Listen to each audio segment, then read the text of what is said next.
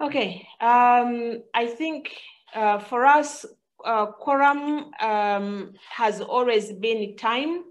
We don't want to keep our participants waiting, and we would like to start on time. And so I will probably not wait. Florence is our host, but we will wait for her to join the conversation. Irene Seguya, if you are online, can you put your video on for us, for the participants to see you? Let me just close this blind.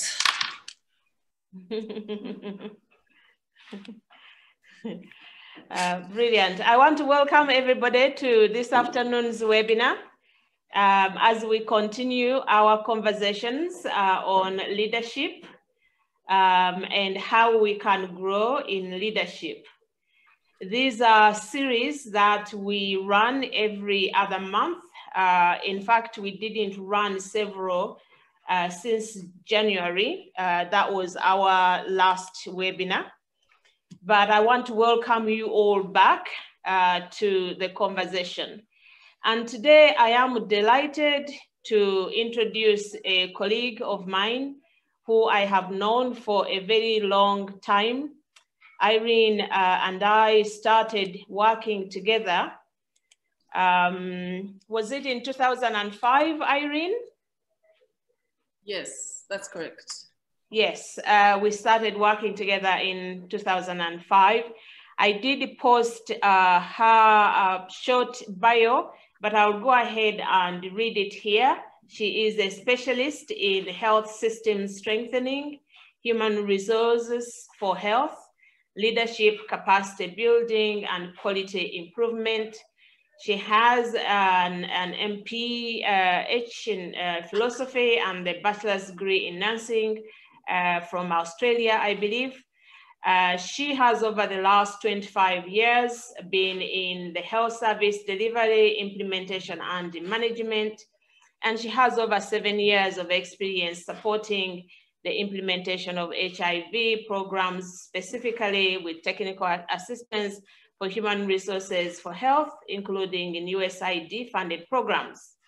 And she has 12 years of experience developing and adapting the local context and implementing performance management initiatives. She has expertise in utilizing quality improvement methodology and to improve the efficiency and productivity of human resources in constrained settings. She has provided technical support to organizations in Uganda, Kenya, and Zambia to design and implement performance improvement activities. And she has also trained and mentored management teams to plan sustainability and innovation. And what doesn't really appear in this short bio is that Irene is also a clinician, because when I met her, she was working at that time as the Director of Nursing Services for International Medical Group. I am proud to have hired her for that job. And our conversation today really is going to be a mix of our experiences developing our own leadership voices. We were young back then. We learned on the job. We made a lot of mistakes, which we managed to turn into opportunities to learn and grow. And majority of what we speak about when it comes to finding your leadership voice is rooted in some of those fundamental and foundational experiences of working and learning together. So I invite you all now to join the conversation, and I would like to invite Irene Seguya to give us her presentation first, and then we'll jump right back into the conversation with the rest of the participants. Irene, the floor is yours. You should be able to share your presentation if you have one. Thank you very much. Yes, I do. Thank you very much, Rose. Can you see my screen yet? Yes. Can you see my screen? Yes. Okay, so I need to turn that to slideshow. Okay, so thank you very much, Rose, once again. You've done the whole part of introducing who I am quite ably. So I won't miss, I'm going to set my timer so that I can stick within our time of half an hour. So as Rose ably mentioned or spoke about me, I am a nurse, first and foremost. It may not have come out in my short bio, but just to give our conversation context, which Rose has done pretty well, she and I worked together at the International Hospital, Kampala. The hospital at the time had been in existence for about 10 years maybe, but it had just moved to a new location and they were expanding. They had built brand new facilities. In the context of healthcare services in the city was a new private hospital that was coming up. The hospital was increasing expertise, stepping up expertise, and engaging a lot more new staff to work. And we came in at a time when systems, even though there were some systems, there were changes happening. And literally we came onto the stage when it was time to set up systems for this new health facility. And we were thrown in the role. We were much younger than we are now, much less experienced, and our voices weren't as loud. But just like Rose mentioned, we did have some successes. I currently mainly work in health systems for the past few years, for over 10 years now. But during this conversation, I'll share the experiences that Rose and I went through, and some others anyway, without forgetting our subject matter, the leadership voice, the nurses and midwives' leadership voice. And so I've highlighted some examples of things that I believe to be barriers. And I'm going to also speak about key lessons. So some barriers to the leadership voice, and also lessons that we learned along the way of things that can be barriers, and the lessons that we've learned along the way.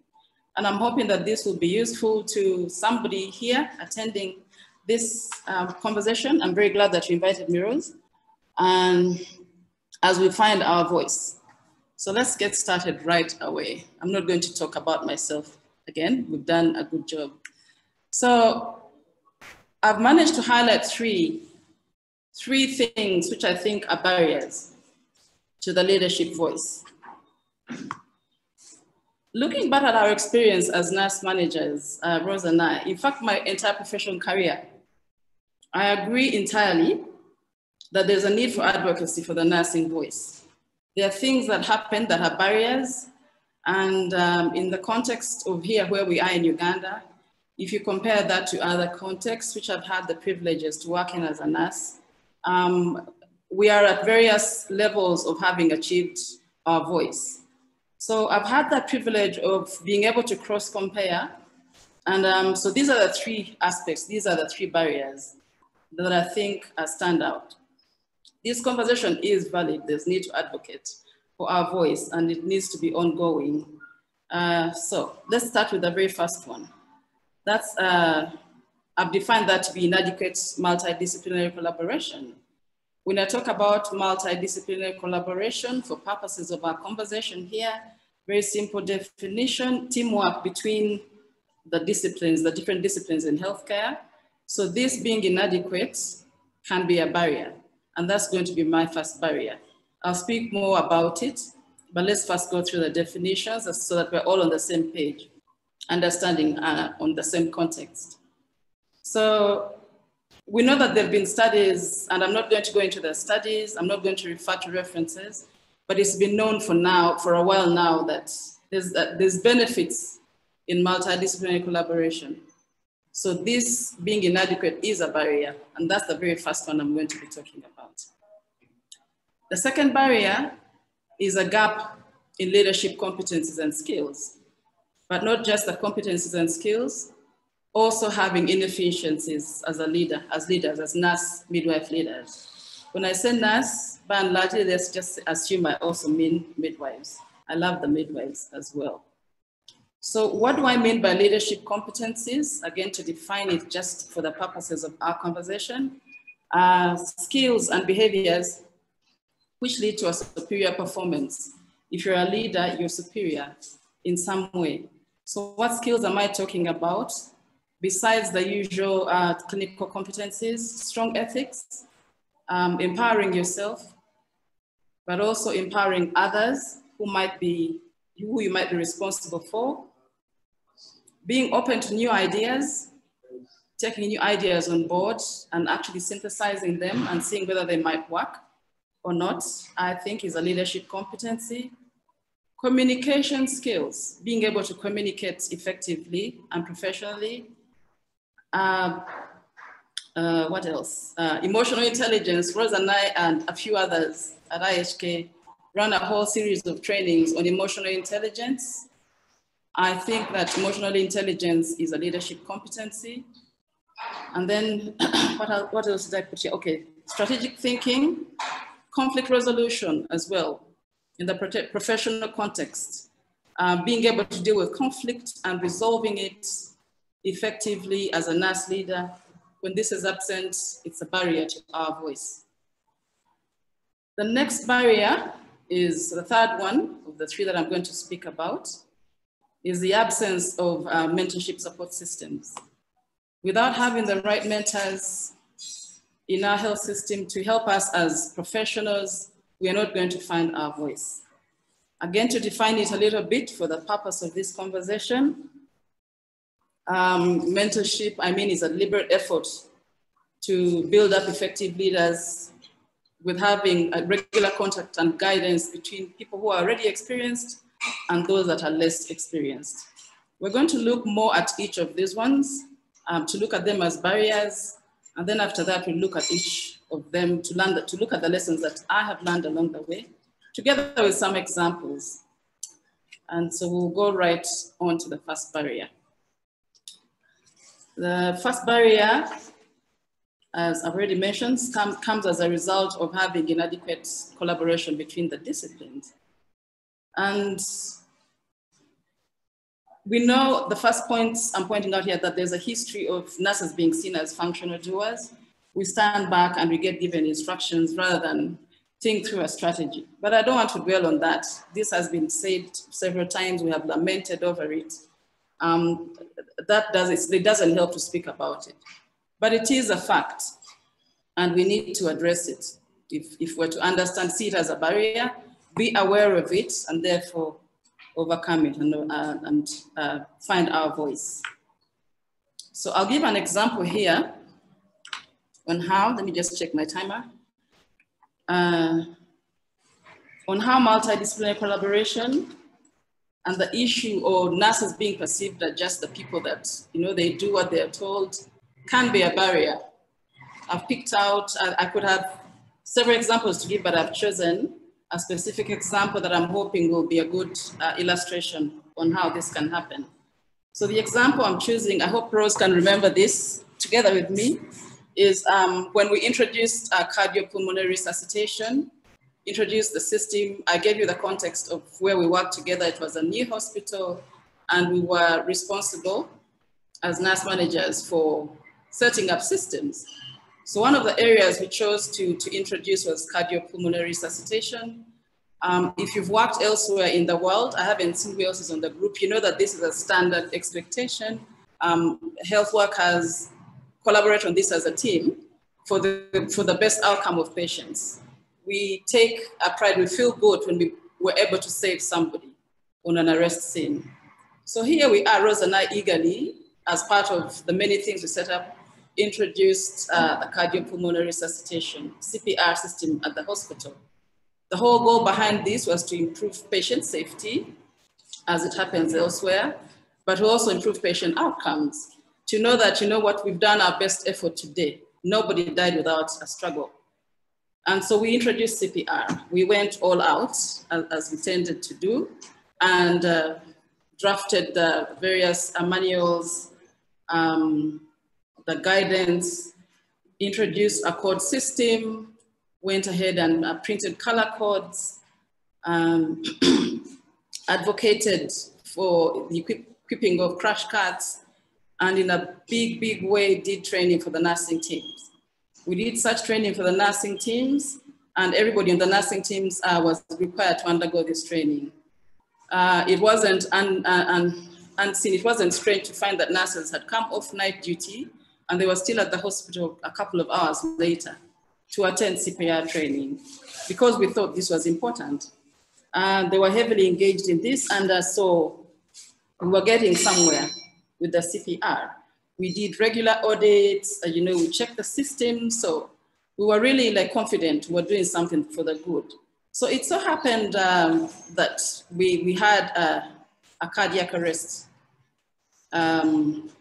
and the nurses were doing their part, running around. Everybody was running around at this arrest scene. And so, just to mention that at the time, Rose and I were, even though we were younger nurses, but we were ACLS certified. So we were highly qualified in terms of resuscitation. We had had the opportunity to participate in several arrests at that time. And so there happened to be, as we might know, we know that when there's an arrest scene going on, everybody has their roles defined, and the medical officer usually is head of the team when a resuscitation is going on. And so there was a medical officer giving some instructions to the team, and then she walked away. I forget the details, this is a while back, walked away from the arrest scene where the resuscitation was going on, walked away and began to do other tasks. The outcome of the final outcome hadn't been determined, but this person who, in my opinion, was head of the arrest scene, walked away.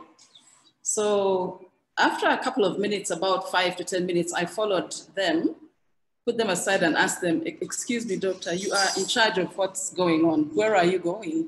You need to come back. So I called them back to the arrest scene. I don't remember the details of what happened, whether they came back or not, or whether the patient survived or not. My point is to illustrate the thing of multidisciplinary work and what tends to happen. This particular individual was shocked that I had spoken to them. How dare I ask them where they were going? And they expressed this shock to my superior, who was Rose. They did not expect to be told to come back to an arrest scene. How dare a nurse ask question where they were going? So not to single out this one person, I'm sure if some of us are nurses here, you can relate to this, whereby you're not expected to question the behavior of other professionals or to challenge it. Now, nurses tend to be available all the time, just as I've spoken about that. They tend to be obedient because we have a system where they're held accountable. In most places, this happens to be true. If you come onto a shift, you know who is in charge. If something happens, there's a consequence for that behavior. But that doesn't tend to happen to other professions. They tend to fall through the cracks for some reason. And then besides this CPR scene and away from IHK, so people don't feel singled, I know that efforts often, for instance, for quality improvement on units, for instance, maternity units where they're trying to decrease maternal mortality, it is not unheard of to find the midwives discussing and taking notes. Whereas other more senior people who should be leading these efforts don't adequately engage in the efforts or do initiatives that are agreed upon. And there could be many other examples on how other professionals do not engage in there, not meaningfully, not adequately, and how this can be a barrier. Then on another front completely, I worked somewhere else, not in Uganda. I will not mention the country. It was a private hospital, and part of the nurses orientation, I remember clearly. I don't remember much else. The rest was standard, but this particular issue stood out. We had somebody come in to speak to the nurses during that orientation exercise to tell us that the specialist was the most important customer at that hospital. So this hospital wanted us, it was a nurses orientation, to be clear on who was the most important customer for that hospital. So that is all well and good, but immediately that communicated a message that even though we're a huge workforce as nurses, we were not very important as a customer. So our voice was immediately cuttled and made to be secondary there, even though we were the majority. So when we don't engage in multidisciplinary with other members in a meaningful way, that is a barrier. So nurses are viewed as functional doers. The work culture, nurses are relegated sometimes, especially if they accept it. I have a history of never having accepted it. And then also not being considered to be revenue generators. Now that's a big one. Most businesses set out to generate revenue from what they do as businesses. But even if it's not for business, still, there's a need to be efficient with the resources we are given, which most of the time nurses are using. And I'll speak a bit more to this. For each of these barriers and also lessons, I've put in a little red sentence that I will not speak about. But it's something for us to reflect on.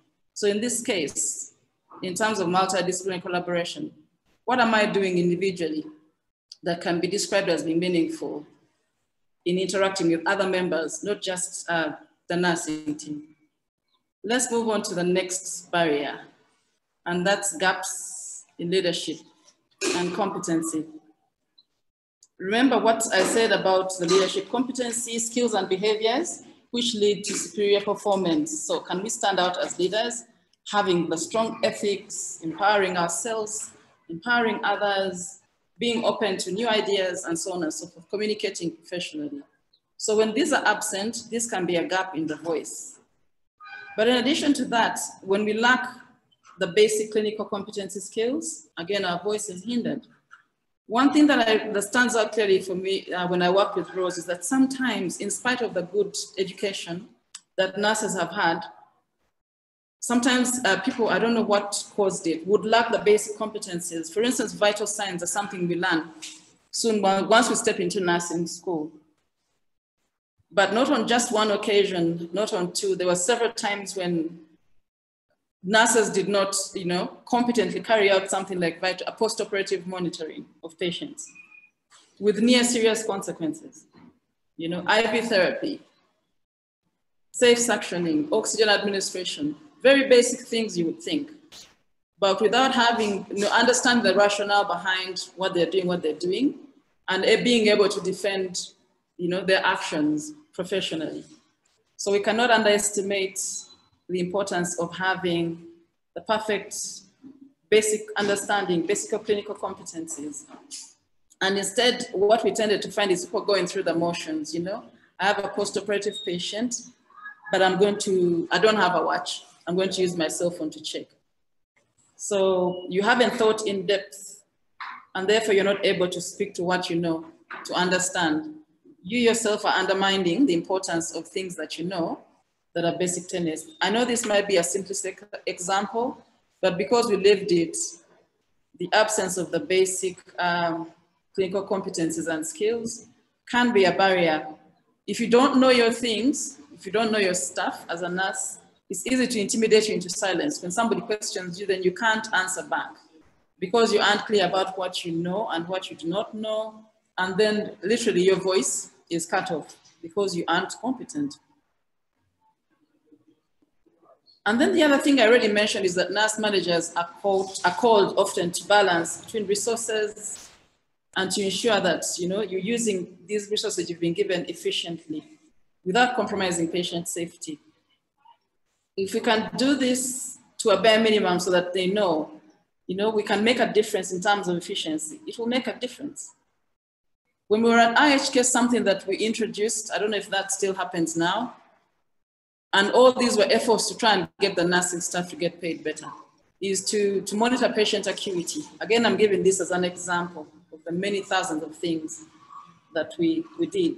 So what we did is that to try and staff in an informed manner, to try and measure, so do we have too many staff on? Because that's something management would say, you know what, you have too many people. So we wanted to rationally staff so that we know that we have enough numbers for the patients that we have safely. And if we're able to save money here, then maybe we're able to, we could advocate for paying people better from the money that we have saved. Soon after I left IHK, I was called to do something similar for a totally different setting. to try and determine staffing levels for a HIV clinic in order to understand if it's understaffed or not staffed as well as it should be. You can be sure that I use my experiences that I went through at IHK to inform the tasks that are carried out to try and understand safe staffing for a HIV clinic. So it's important that nurses have an awareness on the money side of things. And if this is not addressed, then we've closed off our voice. And the reflection question there is, what are we doing as leaders to accomplish our tasks as efficiently as possible? The third barrier is the one on mentorship support. Now, the absence of mentors, I think, is a barrier because I can look upon my own experience. I know that I've had very good mentors from the point that I stepped into nursing school. Some specific ones that I can call upon early on. When I was a student nurse, I think it might have been like the second last year, we were placed at the Aga Khan Hospital in Nairobi. We can agree that this is one of the, it's a good hospital in the region. So I clearly remember the person that was in charge of the unit where I was placed, the nurse unit manager. First of all, she was very efficient with time. There was never sitting around with that lady. She would sit down. If there was absent time, you would sit down and start drafting procedure manuals. There was never time to sit and chit chat. So I remember that very clearly. They had a big, book, Fundamentals of Nursing, and many other such books on the unit. And they would sit down with the team. Oh, I didn't mention that we were about 5 nursing students. Each of us were assigned a mentor. Now, there were more than 5 nurses on the unit, but 5 were selected. And now that I'm older, I can understand why those 5 were selected to be mentors to us as student nurses. So these nurses were chosen to be our mentors, and we were to work with them through the entire time of our placement at the hospital. These were excellent nurses, and I can see that they role modeled certain behaviors, which I was able to call on as professional nurses. They knew their staff completely. If they didn't know, they knew where to refer to find answers to what they were looking for. They were excellent communicators. They were always finding out what they didn't know. They looked professional, very smart. And so for me, early on, pre-service, these were my early mentors. But all my other nurse unit managers and many other people I've worked with, when I worked with Rose, and even now, we would sound ideas off each other, Sometimes we would set out to do things which might have seemed ambitious, but we would constantly sit down and sound off each other, to check to see if this idea was going to work. And we experienced many successes. It's easy to focus on the failures, but there were many successes. And it helped to have somebody who had the same goals and same viewpoints and to sound off ideas off of them. And later in life, maybe 3, 4, 5 years ago, I was part of a fellowship program. If any of you are familiar with the Afya Bora Consortium. Now, this was purely multidisciplinary because there were nurses on the teams, there were doctors on the teams, and no other health disciplines, pharmacists, and so on and so forth. And we formed a bond.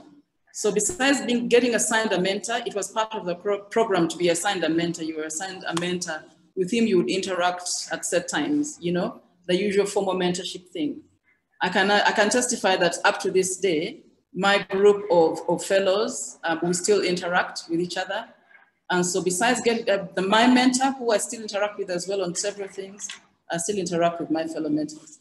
So if these were all absent, I'm pretty sure that I wouldn't have achieved as much as I've achieved in my professional life. So ongoing professional supports for individuals, including multidisciplinary, not just nursing mentors.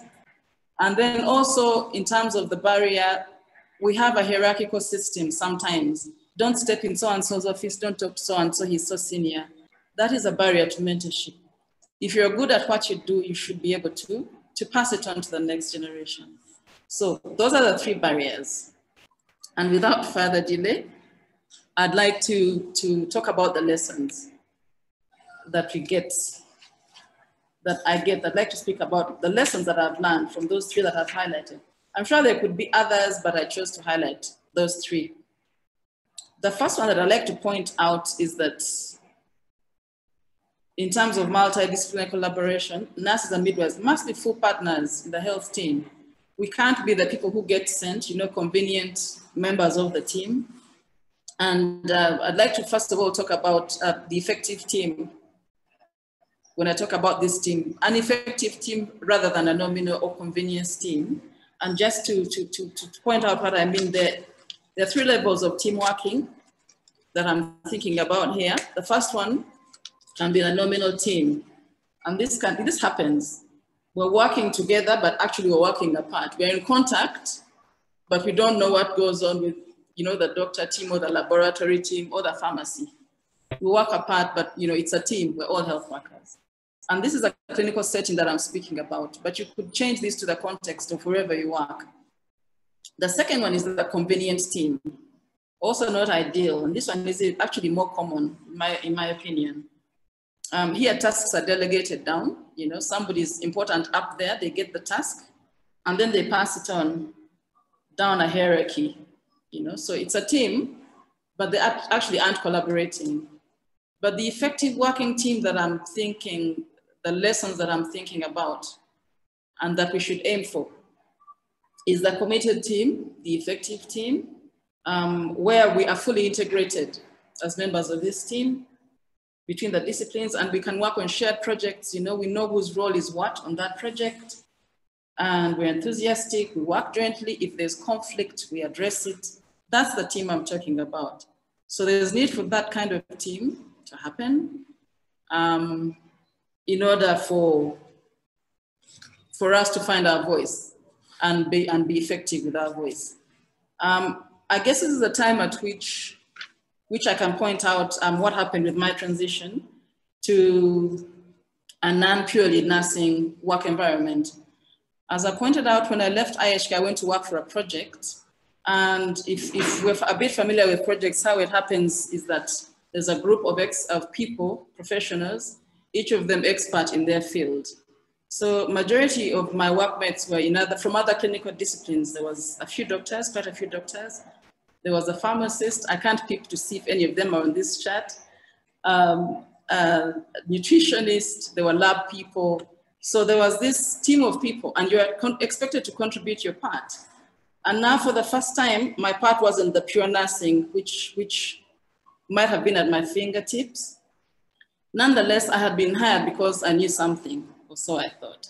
And so the project has objectives, and usually for the other areas, they were purely clinical objectives, easy to understand, okay? Around care indicators, HIV care indicators, counseling and testing, nutrition.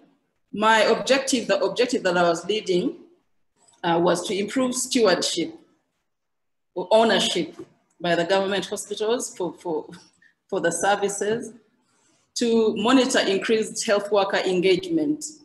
Now that seems amorphous. You can't actually catch it down.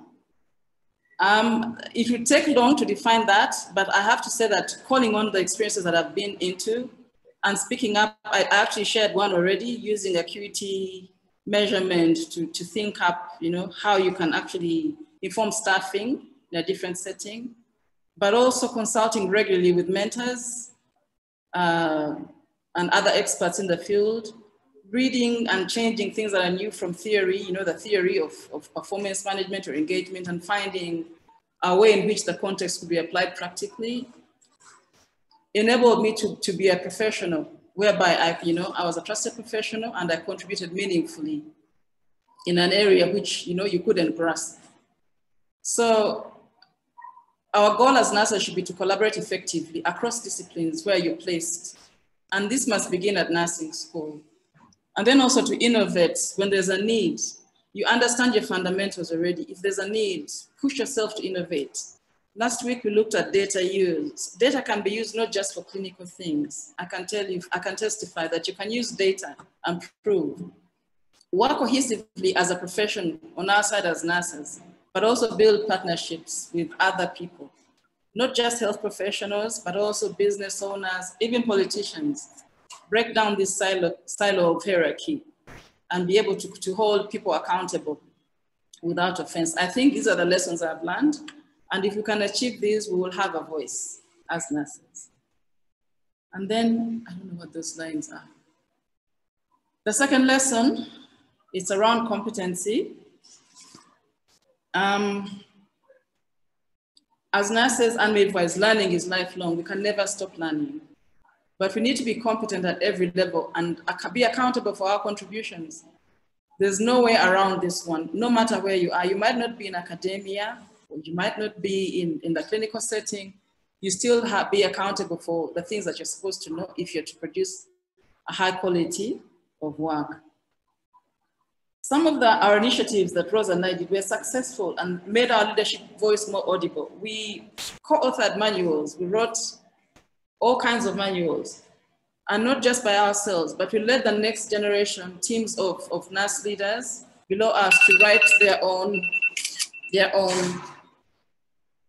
manuals and SOPs for their own units. To this day, I'm not sure, they probably are getting used or they're getting reviewed. I spoke about the CPR. We did annual competency tests for the teams of nurses that we led. This was literally taking people back to nursing school to go read and be able to understand the basic things. But this was necessary, and as a result, I feel that any of the nurses that I meet are excellent professionals. They have a voice. People listen to them when they speak. So we need to stand out as key partners. You know, we need to be a reference point on the things we're expected to know. We are the ones facing the problem. We should come up with, you know, solutions. We should track improvements so that we're involved in making major decisions. We can't get away without knowing the health system and how it works. And then we're so lucky that nursing is versatile. You can work in many kinds of settings and you can succeed having mastered the principles, the fundamentals in nursing. And then not to leave this one out, that if you're interested in business and making money, find mentorship on those aspects also. Don't ignore those. Understand market forces, regulatory frameworks, policy, and so on and so forth. Add value as a member of the team. And it's always important to keep efficiency in mind. When we're inefficient and we don't care, it costs time and it costs money. So there's some lessons to learn about being competent, and it's not just the right, from the offset, just knowing how to give your injection correctly. There's a lot more depth to it, and it's important to maintain our competency if we are to have a voice as nurses and midwives, leaders. The third lessons come from the issue of mentorship. A person, the best one to build the capabilities of another nurse is somebody who's exceptional and effective. I've experienced this and I cannot stop talking about it. And it happens all the time, it never stops. We have a responsibility to mentor others. If you think you're good, avail yourself, and make it meaningful. Give people meaningful, practical, real-world insights. That is how they're going to become better at what they do. I might share that for currently, who is mentoring me. Occasionally, I will talk to Rose here and then, maybe not formally, but I do consulting work right now. I co-own an NGO with some friends of mine, but the person is a nurse. She's a business person. She owns the NGO, so she understands the business side of things, how to get funding, and so on and so forth. So I speak with her regularly, and that helps. She has insights that you could never get from a book or from somebody that you do not know. So let's take time out to make it a point to help people become better professionals. And you don't have to restrict your mentorship pool to nurses and midwives. I already mentioned this, but any other discipline depending on your goals and interests. So that means you need to be clear what your goals are. That is the beginning point. And whatever your goals are, find a mentor. And it can take on many forms in addition to the one-on-one, meet weekly, etc. Virtual, or also group. You can be meeting with a group and sharing and discussing ideas.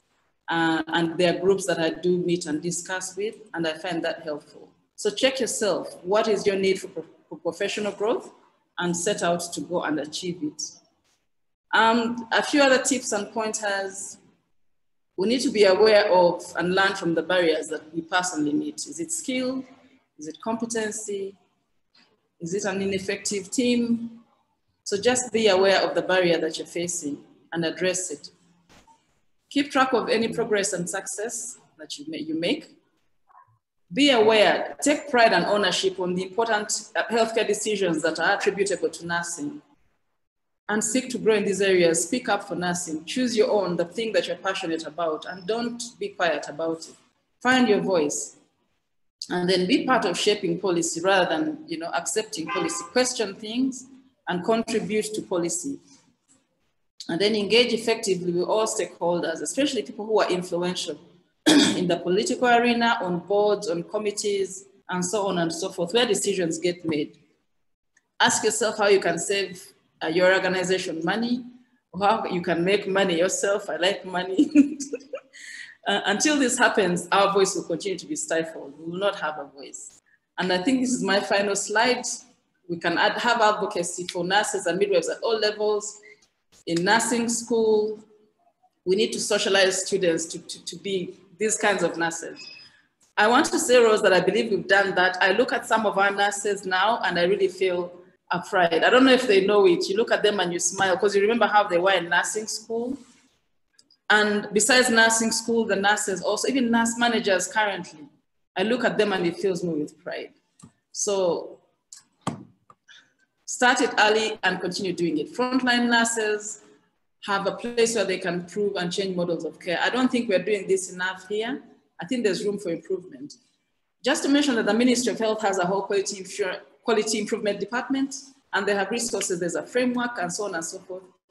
Not because I like QI, but this is something that we all need to seek to grow.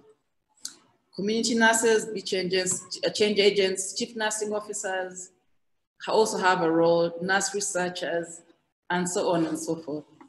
I think my time here is up, and I'll hand over back to Rose. Thank you very much for listening. Thank you very much, Sister Irene, Biraro, Seguya. I do believe that our host is now online. If you can stop sharing your your slides. Florence Nakagwa is online. I just want to point out that there are so many mentors who are online today, including those multidisciplinary mentors that you have been talking about, nurses working, across a spectrum of healthcare disciplines. We have public health. The Dean of the Institute of Public Health and Management is online. That's a whole line of mentors.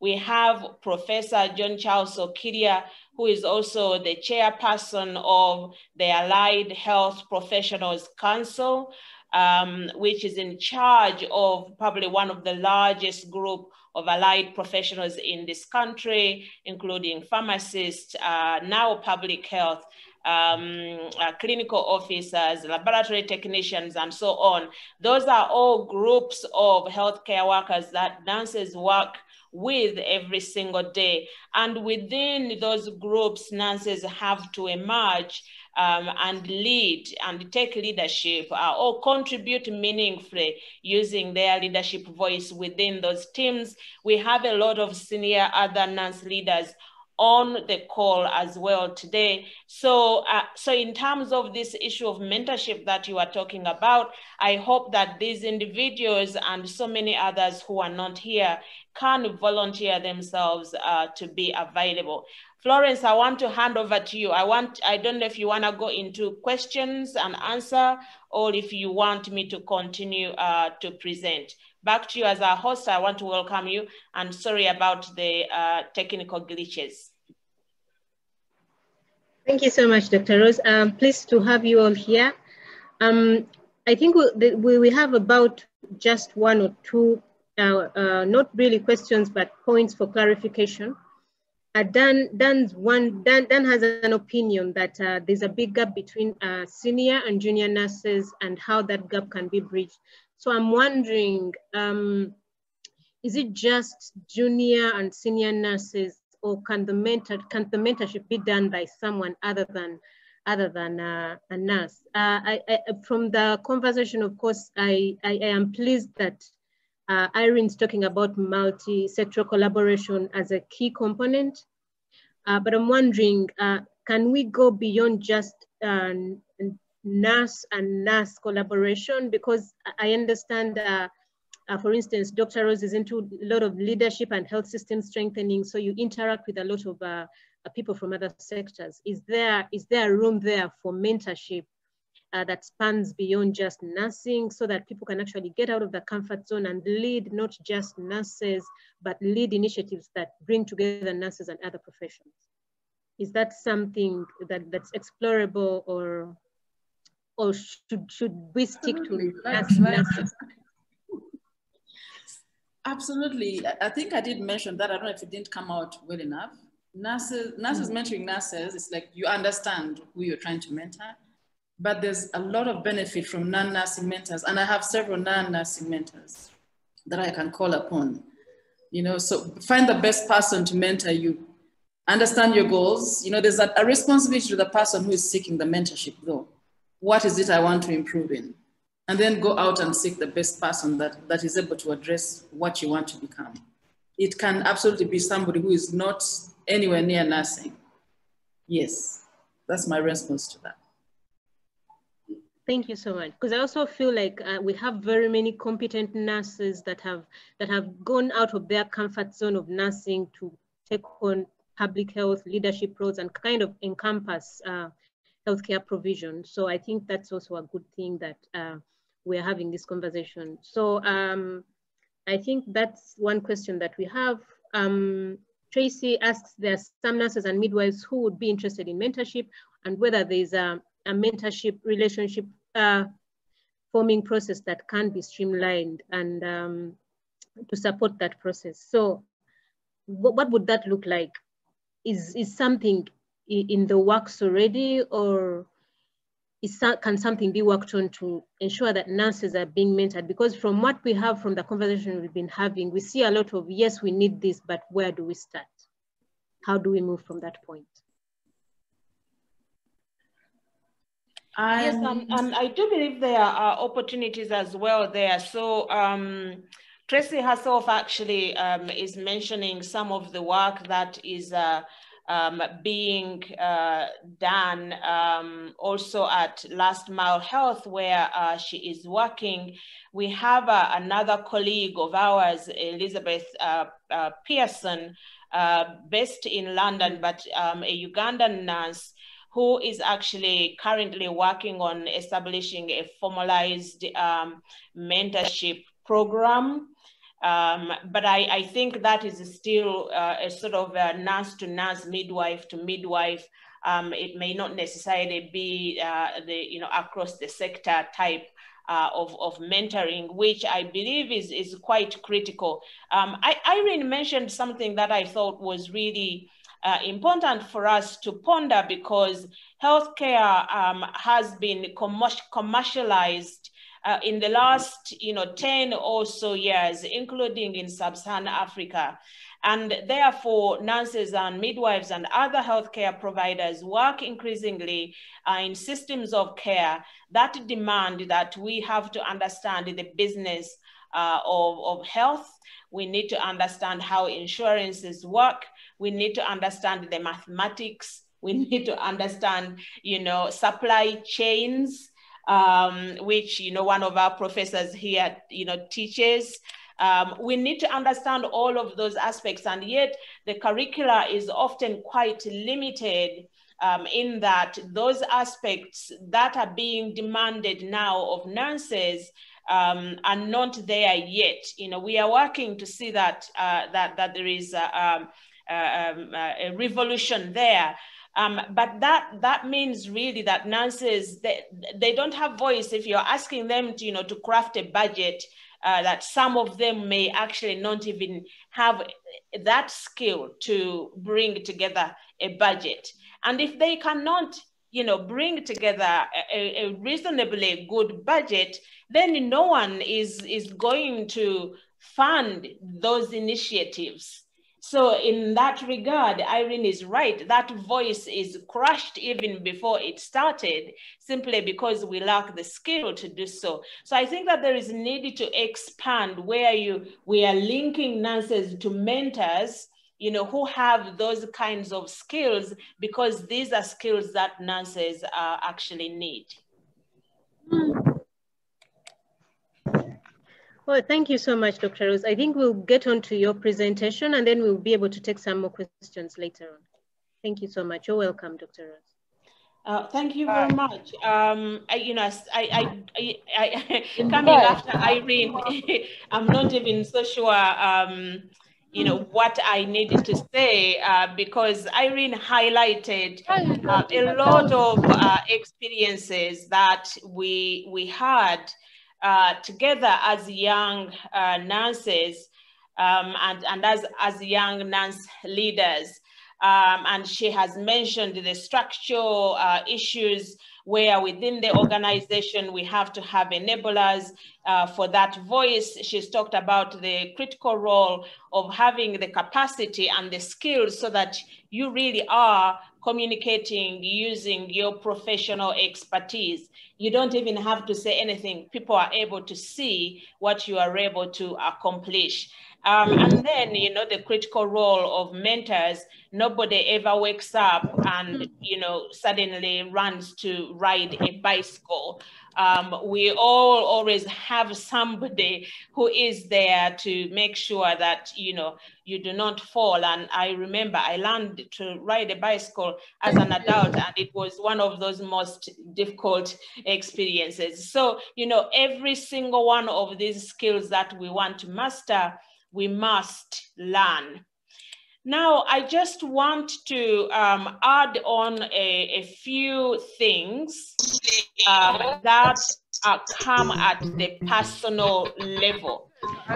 In our last webinar, we talked about the critical role of strengthening the decisive voice of nurse and midwifery leaders.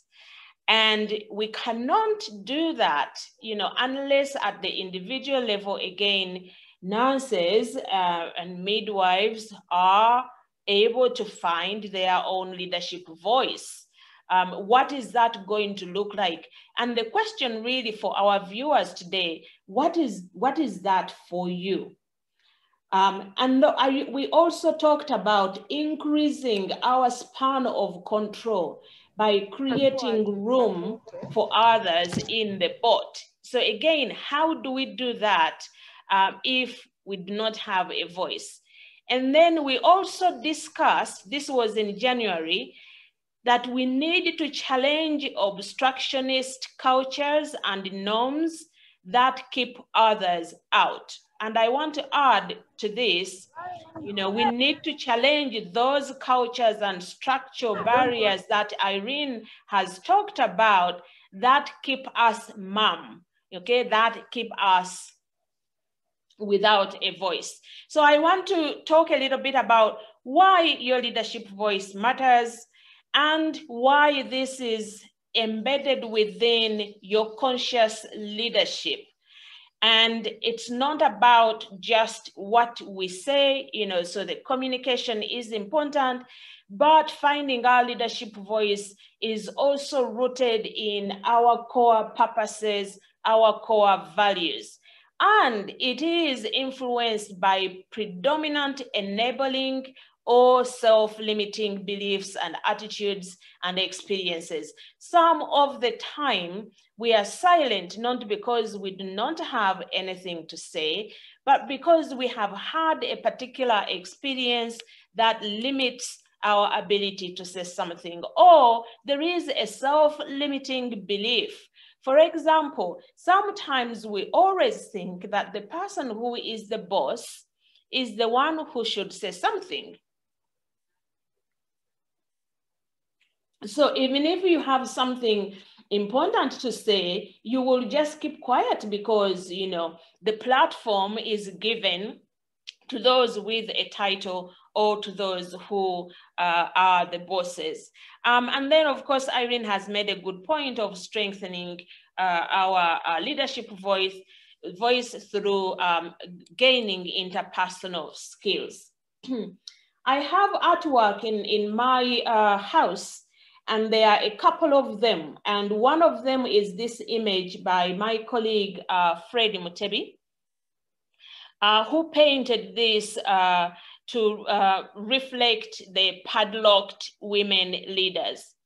And when we want to discover our leadership voice, I think we need to be able to realize in what category are we sitting in. Okay, when you think about, you know, talking or saying something or contributing meaningfully to policy at the policy table, let's assume that you are no longer that leader who doesn't have an opportunity to sit at the table, but you are at the table. And are you continuing, therefore, to be a padlocked leader?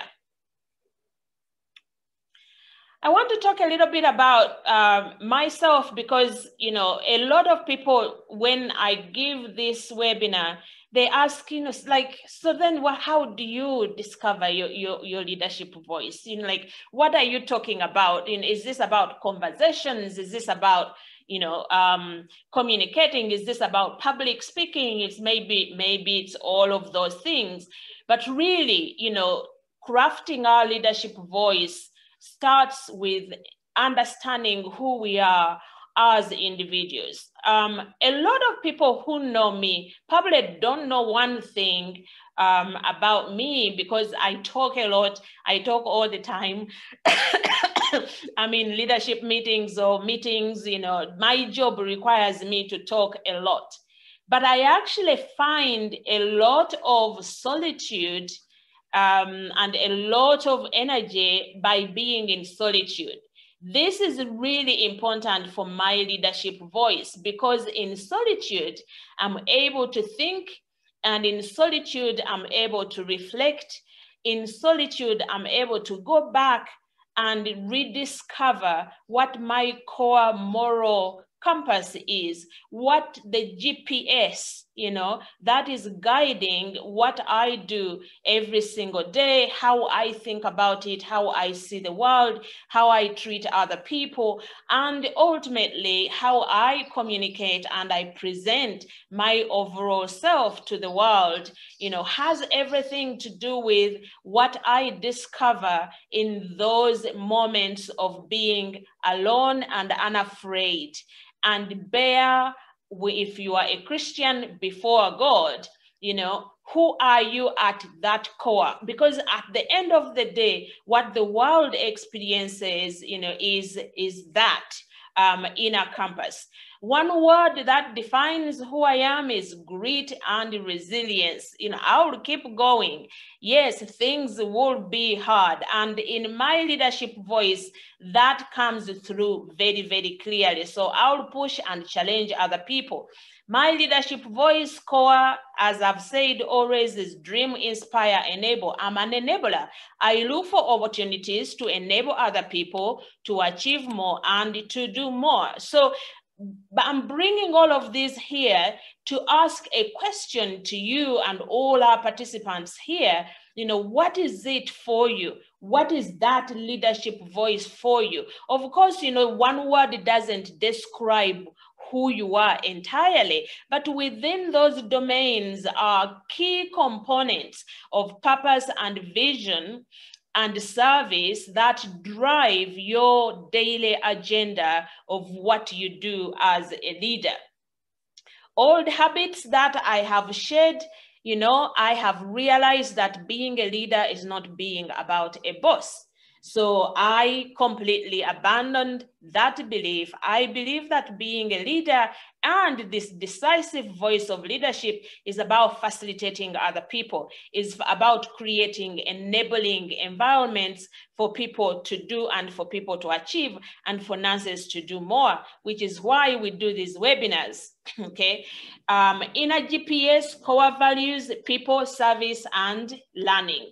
So, you know, by doing that self-reflection, you know, I want to challenge challenge every single person in the webinar today to be able to go back and, review.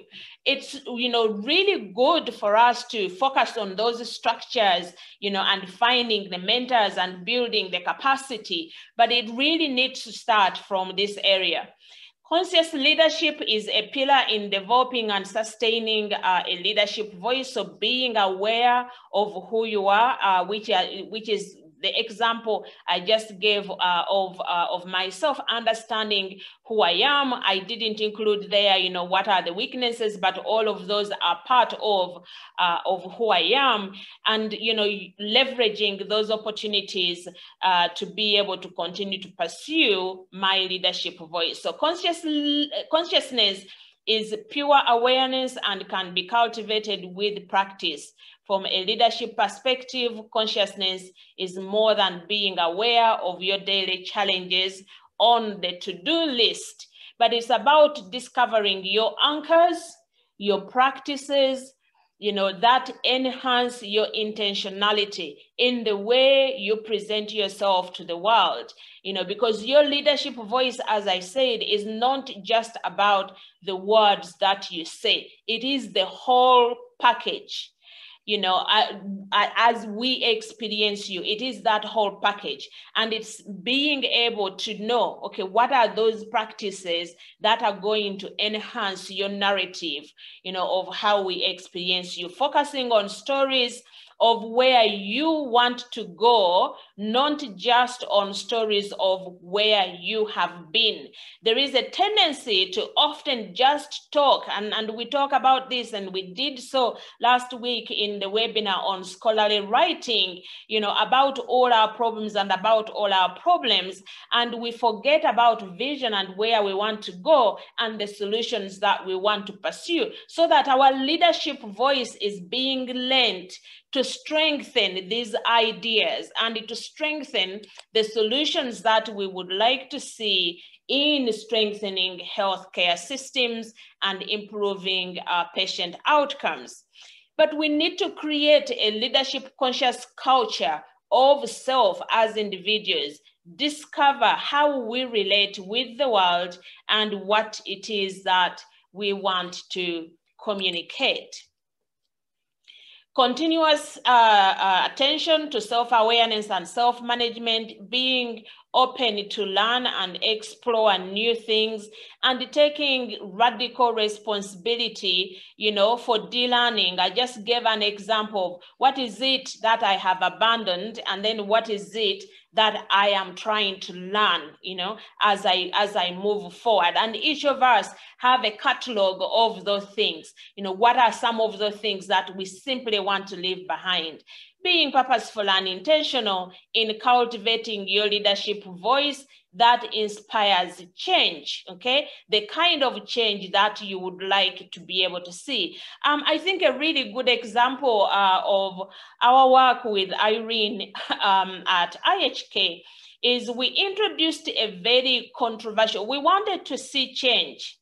We wanted to see change because the way the nurses and doctors and other healthcare providers at the hospital at that time used to work very short hours, and they also used to come in late, and absenteeism was such a big problem. So, me having been in America for such a long time, I sat down and I said to Irene, let's introduce a clock in and clock out system, that can track people on when they come in, so we can catch those late comers. Introducing that change. And I do not know about, where you work, but I'm telling you, I look back at that time, and I remember a meeting that I had with nurses and midwives one time, where I felt, if I was white, my whole face would have turned red. It was one of the hottest meetings that I have been. And I sat there thinking, what is my leadership voice in this context? You know, there was just so much vehemence. People were so angry. People were so annoyed. You know, we were introducing a change that they didn't want. And yet we needed to be able to communicate why this change was necessary, what the advantages and disadvantages were. And, you know, one meeting didn't do it. We had to keep on, you know, calling people back into that meeting. So, you know, finding your leadership voice, even when things are challenging, even when we have to communicate very difficult messages. Sometimes we are communicating, you know, information people don't want to hear. Some of us are in positions where we have to fire people. That's a leadership voice. Okay. And, you know, I mean, we will try and avoid it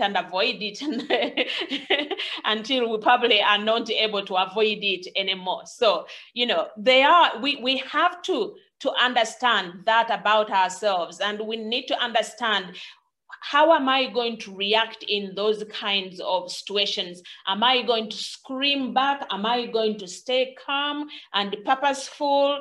Am I going to remain human and just be angry? Because you are human, and those situations will really push your buttons. So there are ways in which we have to cultivate our leadership voice to match the various and dynamic situations that confront us as leaders. And this, you know, doesn't matter whether you are a nurse leader, whether you are a midwife, it's all the same. You are going to be able to face these situations. And then, of course, I said it's rooted in purpose and values, and we need to strengthen our interpersonal skills. So our core values govern decisions, they govern judgments, they govern communication, and they also govern our worldview. And therefore, they drive, you know, why we communicate. Hacker and his colleagues say that, you know, values are the glue that hold together our daily, weekly, monthly, and yearly objectives for life. And that means really that values and the purpose for life, you know, are the things that are going to drive your leadership voice. Therefore, if you have not, or if you have never sat down to actually clarify what these things are, you are going to have a challenge, even if you have all of these other skills and you have mentors, because even the mentors are going to be asking, what is it that you want to achieve? Okay, you know, how do you see yourself in X number of years?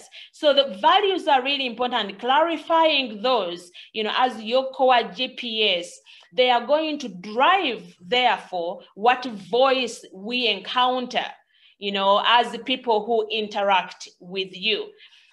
And Maxwell says that what do you see? So vision and purpose are about seeing more of what you can achieve, okay? And what you can see determines what you can be. Develop a process of seeing more. And this is what they recommend, these authors. They recommend, and I really like this, you know, test, okay? Fail, learn, improve, and then re-enter. And I did give this to you if you attended our webinar in January.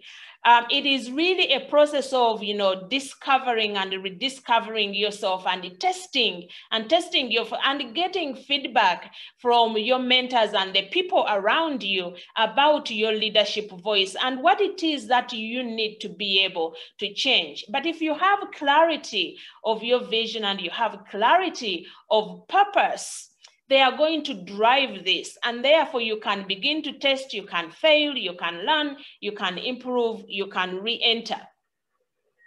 Some self-limiting beliefs, these are common. It doesn't matter where you are in your leadership journey. We all have these about ourselves, okay? What is it that you think is standing in the way of your leadership voice?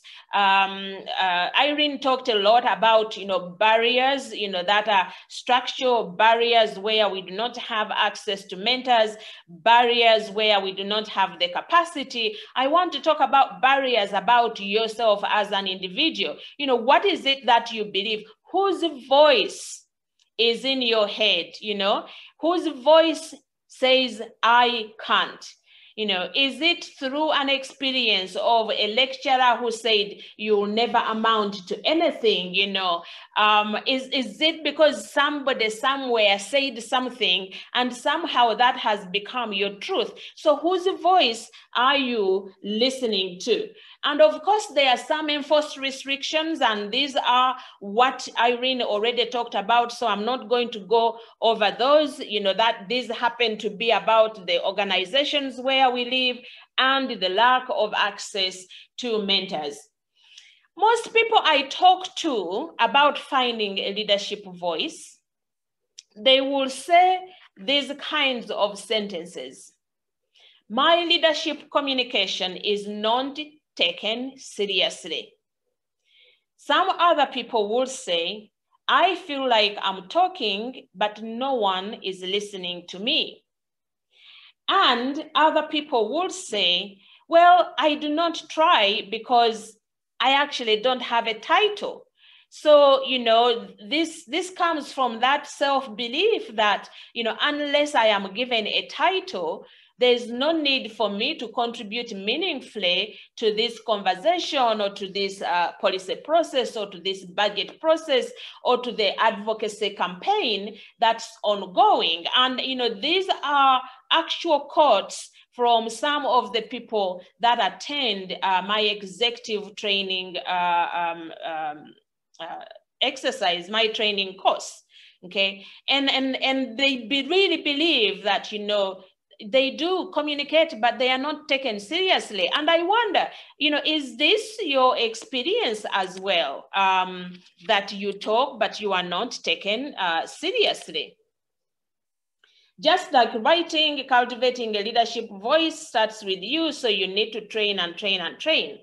And this, I use quite a lot. We set young leaders up for a fall when we encourage them to envision what they can do before they consider what kind of person they should be. So really, that's the gist of my talk today. Who are you at the core? Because that is going to determine what your leadership voice is going to become. So some pearls: practice, shape your skills, identify your natural strengths and characteristics.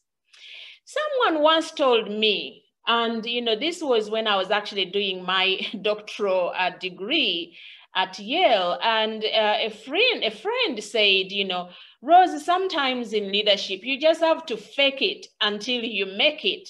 And I think this sentence is actually quite common among, emerging leaders. I was actually really plagued by imposter syndrome for a while.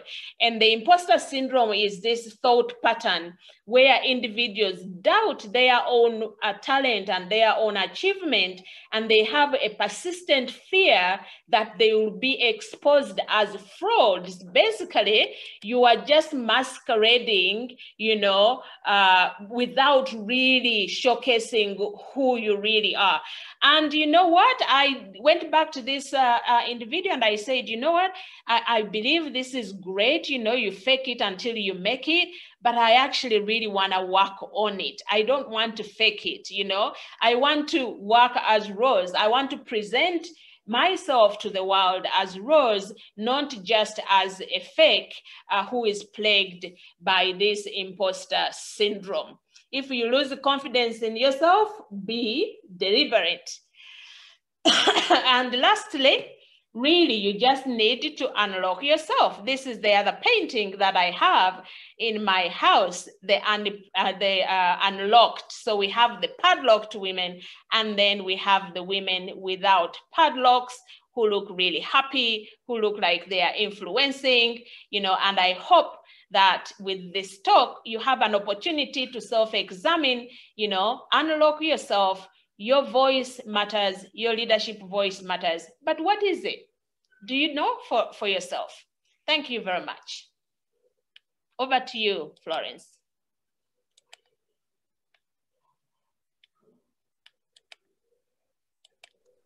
Thank you. Thank you so much. So I'm pleased that you are able to talk about self. I think it takes me to the point that Philip was trying to make in the comment section, that the system has not fully tested nurses' capabilities and not allowed them to influence decision-making. Where they're excelling, their contribution is not excelling. So going back to our very, very first webinar, we were on about nurses feeling bad about themselves and not being recognized, and we have progressed to them being recognized, but also getting out of their comfort zone and making themselves be recognized. So I think for Philip, the comment I can make is that no one's going to stand up and recognize you just like that. So as nurses, we are moving out of that mentality of waiting to be recognized and forcing audiences and communities to recognize us. So we are moving away from for lack of a better word, from pity parties to taking our stage, making the world recognize our work, and understanding that we matter, we exist, and we are valuable because of the work that you do. I mean, it's been years and we just can't sit back and wait. So the wait is over, and the time for coming out and publishing, or as Irene said, calling on that doctor to come back and do their job, that time is now. And Cliff rightly mentions that he was inspired by Irene, probably because of her ability to recognize that this is not right, and to recognize that these are the steps that we need to take to do things the right way, but also having that voice for perhaps many voiceless nurses, many nurses that would not have been able to come up with that, to come out and say, this is not the right thing, you have to do the right thing. So I'm pleased that we are moving away from that. I'm pleased that we are talking about self, and what is that voice you're listening to. If you believe that you want to be heard, give the evidence or do the publications from our webinar last week. Come up with those publications and say, well, while you say this, the research that we have from where I work says something else, and this is what it says. And then our voices will be better heard. So opening the session to questions, in case anyone has any questions. Let's see if there's anything in the chat. Yes, Elvin says it was a very informative session. Thank you so much. And yes, Elizabeth does continue to echo the role of mentorship and how it's really important, and you need to identify a professional person to guide you. So Dr. Rose, could you say more about that? How do we identify those people that will guide us? How do we seek out people? Irene did mention something about that, knowing what you want and then seeking it out. But further, could you say more about that as it's still coming up? Thank you. Thank you, Florence. I see Professor has a hand up. I wonder if it's about mentorship that he wants to address, because if it is, then he can talk. Yes, Professor. Yes, please. Thank you very much, the organizers of this, and I think it has been a pleasure to be part of it. And we're talking about Professor, you're breaking. Leadership. My contribution is that the testimonies, the experiences that you are excellent. I'm saying that hiring are really excellent, but some professional council, which we ought to come together. And I hope this one union of all councils together will embrace this. We need to embrace the issue of interprofessional education. Many of our colleagues as nurses sometimes get into a position of a certain degree of professional inferiority from the word go. And it becomes very difficult to raise them from those levels to a level of Dr. Ross and the level of other people. Because from the grassroots, the training has put them in a certain position, and they have been marginalized from all activities, all decisions, all the teachings, all the expectations have been lowered for them. And so when they come up with that inferiority in them. And so it's difficult then to get more of the Rosses of this world.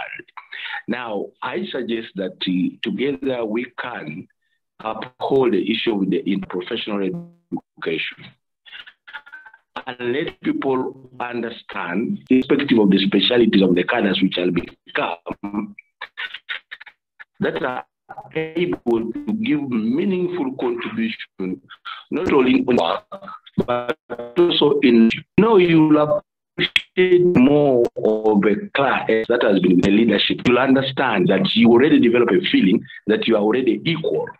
And so this marginalization eventually that come later on will be minimized, because the understanding is that as you share classes, you share knowledge, you give you opportunity even to defeat some of the people who think that they have a majority thinking that they are stronger in leadership, and then therefore they should be able to give us in leadership. Thank you very much.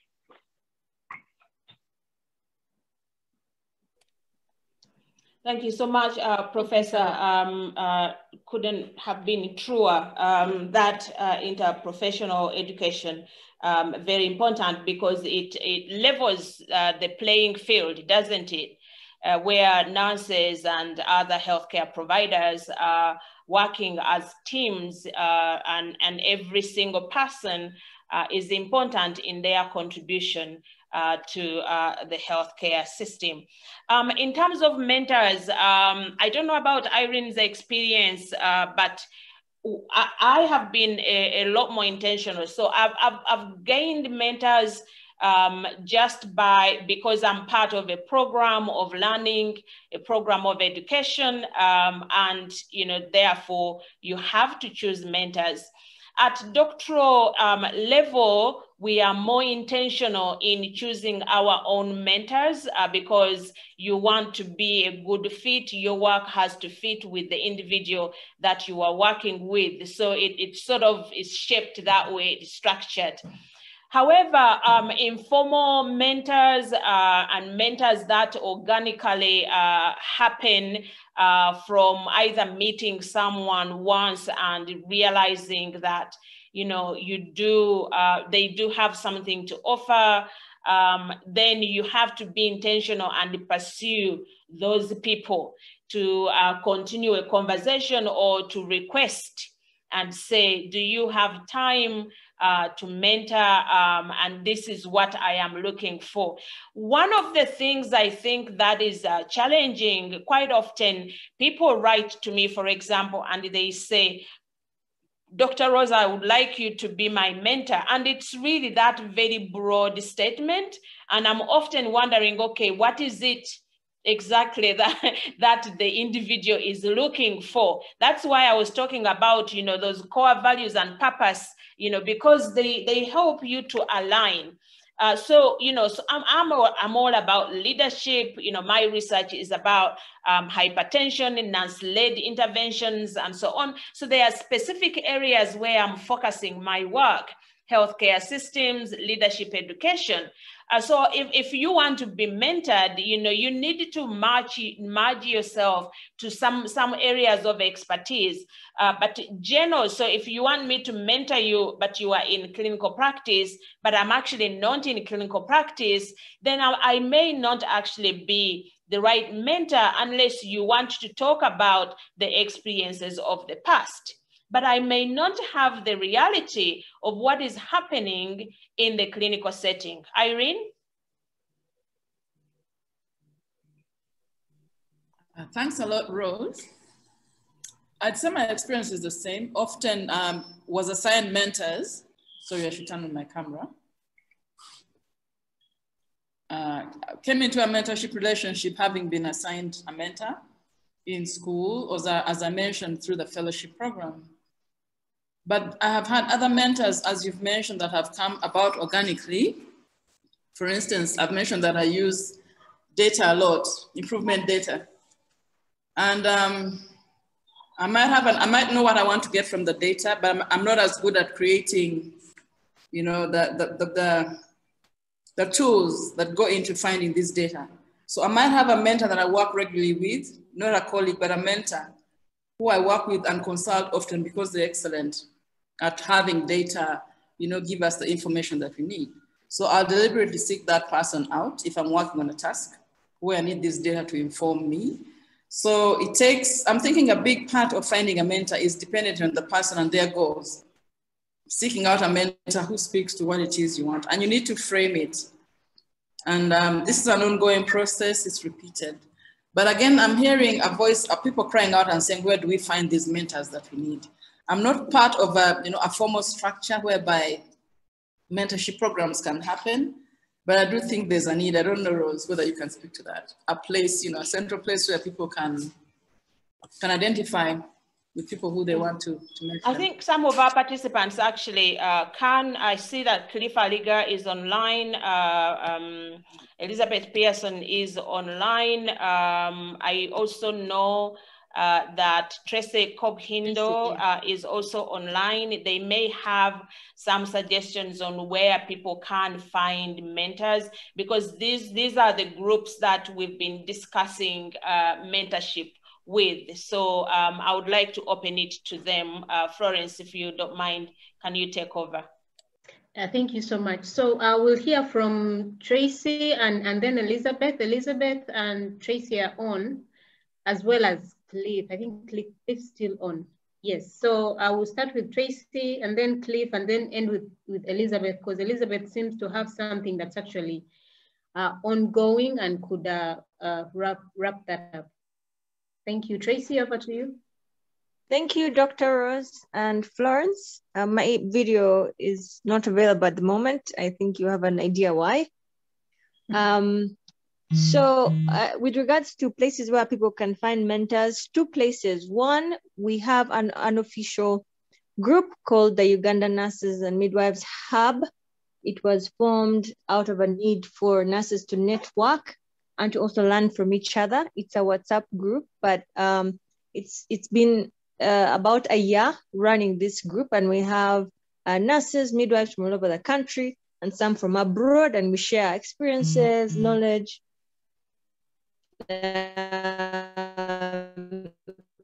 unofficially, and we also connect with each other. The second platform is the organization where I work, Last Mile Health. We design and roll out digital health training for community health workers and also for frontline health workers, which includes nurses and midwives. And all the nurses and midwives that participate in our online training form a kind of alumni group, and we make sure that they meet and are able to network. And we also identify various health workers from various fields to come and speak to them, and then they are also able to connect with them for mentorship through that platform. We're still new in Uganda, so our first graduation is in about a month's time, and some of the nurses from the hub actually participated in the first course, leadership course that was rolled out about 3 months ago. We shall be rolling out another one in about 3 months, and we hope to be rolling out at least one every quarter in the future. So those that are interested can reach out to Florence, and then Florence will be able to connect you with us for either the hub or Last Mile Health training. I'm putting an email in the chat.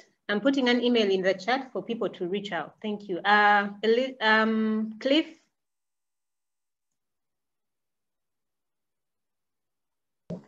Okay, thank you so much. And I might be in an environment which is a bit having some extra noise, but I would like to say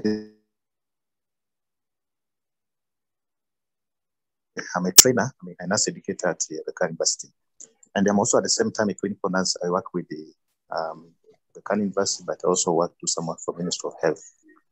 But my experience from the time I really started working as a nurse has been very broad. But what I've learned, particularly from our key presenter, Irene Seguya, when I was working with IHK, is about empowering nurses. And the way the system that Irene was the nurse director really gave a lot of empowerment for nurses, especially decision making, and giving that right support to support a leader, to improve, to perform, and to excel. And I think it is one thing that we do not pay attention to in our environment, in a clinical setting. It's one thing that we do not even teach in our clinical, in our education, but it's something that you learn through experience. And in my experience, when I was a manager, I actually got to learn that when you are empowered, you are given the authority, you are given the resources to really perform and exceed what you're supposed to do. It is actually possible. And one important thing that I posted earlier in the chat is that setting targets is one thing. Now, the issue about how do we support people who want to be mentored. I do not work for a formal mentoring program, but my organization where I work with, Aga Khan University, supports mentorship. And another thing is that I belong to different professional organizations where I consider myself to be a mentor to the people I work with.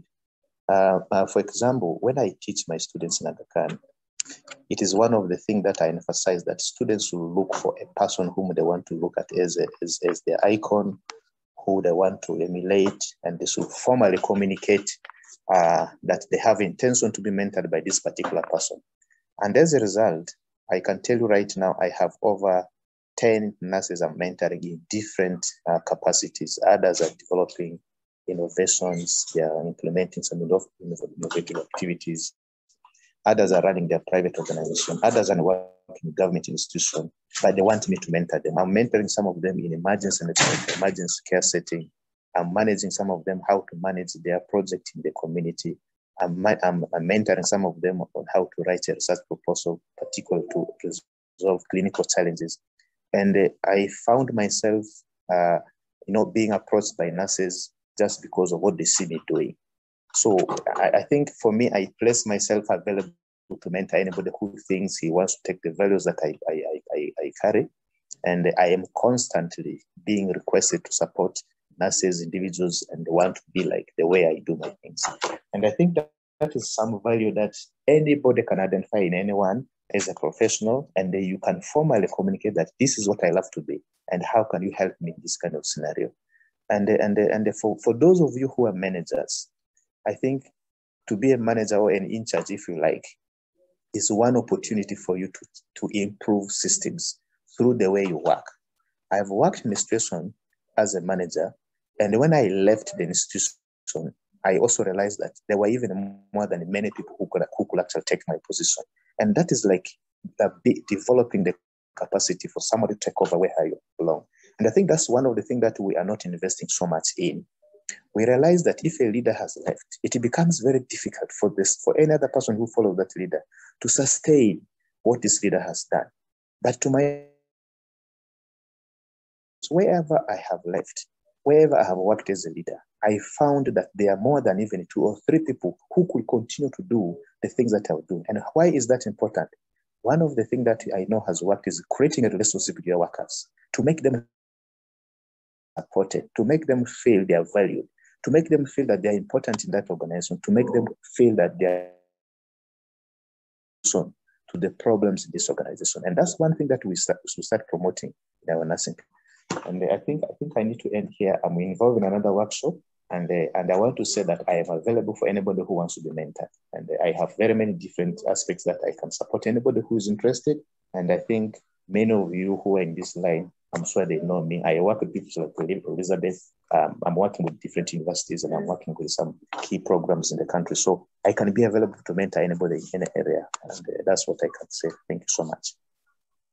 Thank you so much, Cliff. As we welcome Elizabeth for a minute or two, we are 8 minutes over our time. Elizabeth, could you say something briefly? Cliff, could you also put your email address in the chat so that people are able to contact you? Thank you. Elizabeth, over to you.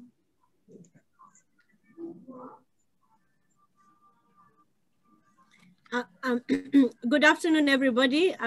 Thank you so much, Dr. Rose, for sharing that. I agree with all the previous presenters.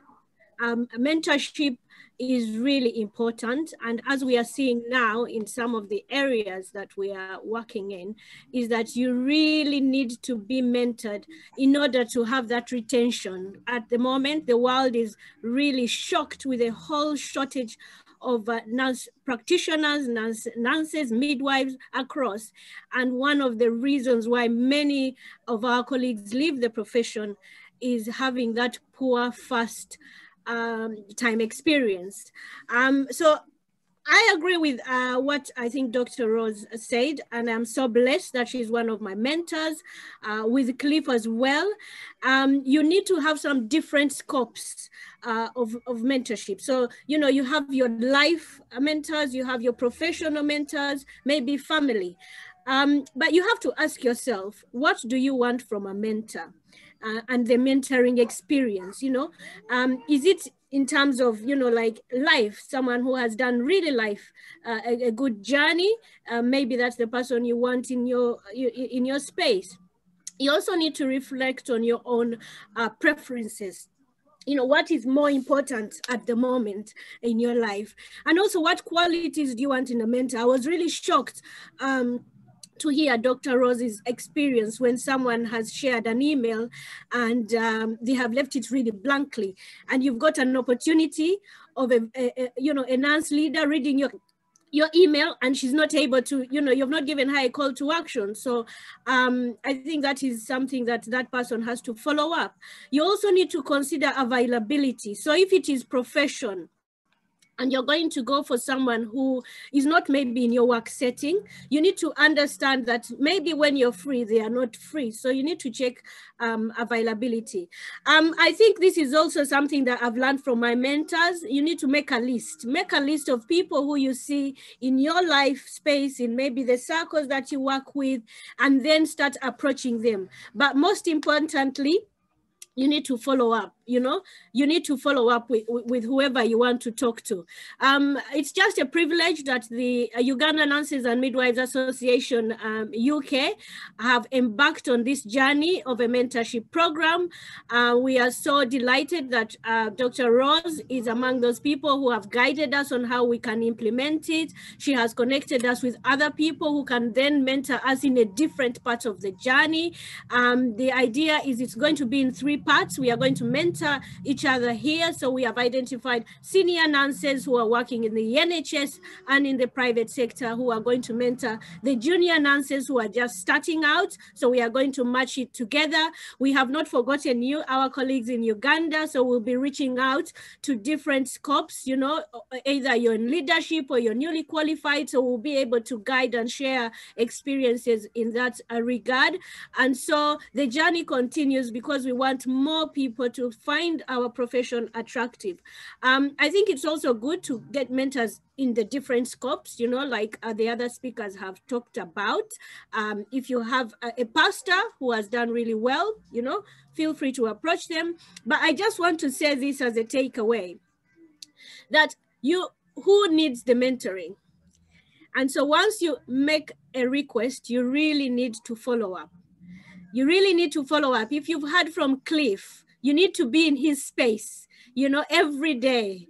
Yeah, obviously not every day, but, you know, you really need to be in his space. You really need to, you know, work on that continued development, because your mentors sometimes become your life, you know, friends, and they'll see your journey across. So thank you so much, Florence, for the opportunity, and for Dr. Grace for the series. We've really enjoyed them, and we are looking forward to more shared learning with you all. Thank you. Thank you so much, Elizabeth. So thank you so much for being here. There are several questions, but Elizabeth, Evelyn wants to say something. So Evelyn has a question. Evelyn Onyango. All right, hi everybody. It's not a question as such, but I think what I wanted to say has already been touched on. That's why I lowered my hand.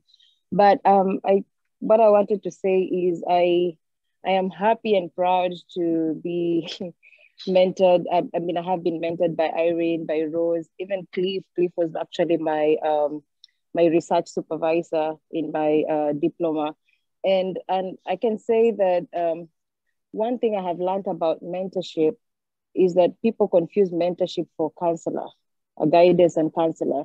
Sometimes people think that when somebody is their mentor, they'll be taking care of all their problems.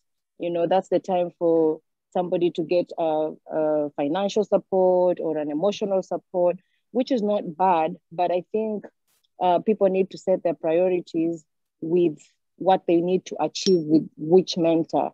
And also for people to be able to take responsibility, like everybody has said, to know that this is what I want to achieve with this mentor, and this is what I'm going to put into place. And then also to know that it's not all rosy. Like if you choose a mentor, you need to allow them to also be brutally honest with you if you need to grow.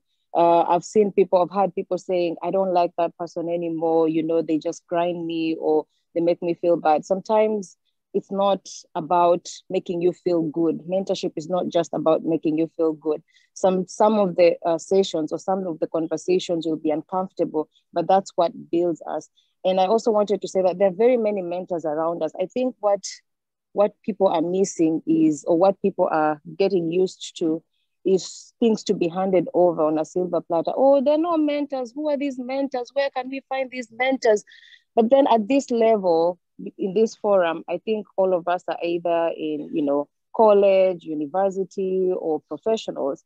At this point, I believe we should be able to have started having mentors of some sort. It's not something that we have to wait and say, oh, okay, now there is this, somebody has to attach me to a mentor, or I'm in nursing school at IHSU, so I need them to give me a mentor. So I feel like the conversation is, this particular conversation is very important, because more people are going to learn like what mentorship is about. And I'm glad that we've actually done this. And we have a lot of mentors also on this side of the world. So if somebody wants mentorship to understand, what nursing abroad is about, or it's just guidance when somebody wants to, is planning to move to the US and they want to understand the process and what best to do in order to prepare themselves to be a nurse abroad, from somebody who has actually been in Uganda as a nurse, as a student, and more so at IHSU. I'm also available, and I can say that I'm glad that I'm part of the family. All right. Thank you so much, Evelyn. Thanks for that. Echoing what several people have mentioned, I hope we are reading some things from the chat. Christopher says, as we grow for mentorship from those who have excelled, we need to also to be our own mentors by desisting from following failed leadership skills. And he still mentioned something about the nursing process. So let's look at what's been done, what other people have done, and what we can take from those people. So allow me to let Dr. Rose wrap this up. We can continue the conversation on Facebook. Dr. Rose, please wrap up, as we are over our time, and we shall continue the conversation either in our next series or on Facebook so that our responses can be posted there. Thank you so much. Thank you so much, Florence, for hosting this afternoon. I want to thank all our participants today, some of whom are really part of this series. They attend every webinar that we host. We will be announcing the next webinar fairly soon on scholarly writing, which will be targeted to 2 of the topics that were suggested by either Dan Muramzi or Mr. Khalifa Liga in the last webinar. Giovanni Sinsinza, thank you. Please leave your question or comment in the column. We've really run out of time. We are supposed to end at 4:30, and we want to be good custodians of that time. Lastly, I want to thank Irene Biraro Seguya, my colleague for many years. We've run together, and we continue to run together, and we continue to grow and challenge each other. So thank you very much for being here, for sharing your expertise and your experiences. And I do think that just giving those specific examples is a good way for people to realize how we can cultivate our own leadership voice and how we can continue to be of influence within the healthcare system. And one last word, thank you for HAPPY for sponsoring our events. I want to say to everybody who is a leader in here, you are already equal, you are already having a voice, so use it, just do it. Thank you very much. God bless. Thank you. Thank you. Bye, see you next time. See you next time. Bye-bye. Thank you for hosting us.